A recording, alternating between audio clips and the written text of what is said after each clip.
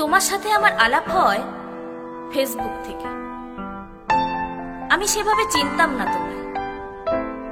কয়েকটা ছবি দেখেছি, দু একবার প্রোফাইল ঘুরে এসেছি তার আগে। তারপর যখন প্রেমে পড়লাম, তখন আমাদের 2 মাস চলছে বন্ধুত্বের। যদি বোঝাতেই হয়, গোটা 5 প্রোফাইল পিকচার, গোটা 10-12 কভার, আর প্রায় 100 পোস্ট। এই ছিল আমাদের সম্পর্কের টাইমলাইন। তুমি ছেড়ে গেছো যে কদিন হলো, তারও একটা টাইমলাইন আছে।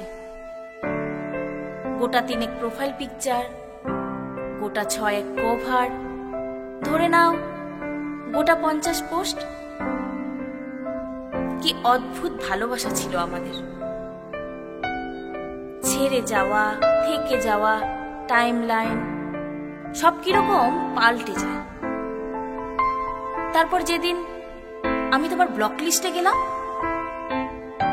সেদিন থেকে কত লেখা লিখেছি, কত পোস্ট শেয়ার করেছি।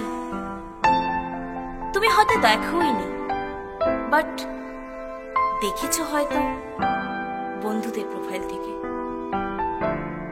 আচ্ছা, কখনো ভেবে দেখেছো একসময় কত পরিচিত ছিলাম আমরা, আর এখন আমরা চিনিই না একে অপরকে। এই সুবিধাটা ফেসবুক আমাদের দিল। যাকে ভুলতে চাই, জোর করে তার অনিচ্ছায় তাকে তুমি তোমার চোখের সামনে থেকে সরিয়ে দিতে পারো, ব্লক করে দিতে পারো। তারপর আরো কত পোস্ট করতে থাকি আমরা। টাইমের সাথে সাথে টাইম লাইন পাল্টে যায়। কিন্তু ভেবে দেখেছো,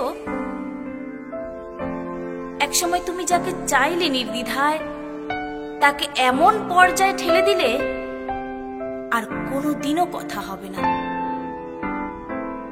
একটা বয়স পার করার পর যখন মনে করবে, পারবে খুঁজতে, পারবে আনব্লক করতে, যখন লগ ইন বা লগ আউট করার ক্ষমতা, সামর্থ্য থাকবে না, একটা বয়স মনে করার পর মনে থাকবে আনব্লক করার কথা। শুধু এতটুকুই বলার ছিল তোমাকে। ফেসবুক থাকবে তো চিরকাল, সময়ের সাথে সাথে আরো যুবক হবে। আমরা কিন্তু এই জগতেই আরো পুরনো হতে থাকব। তখন চাইলেও ব্লক লিস্ট থেকে ফ্রেন্ড লিস্টে যেতে পারবো না। জীবন এরকমই।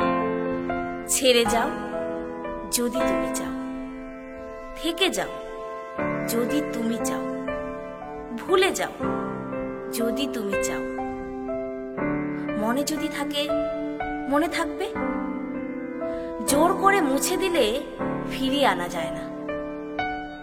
একদিন সবাই পাসওয়ার্ড ভুলে যায়, তা জীবনের হোক বা ফেসবুকের। সম্পর্ক না থাক, সংযোগ যেন থেকে যায়।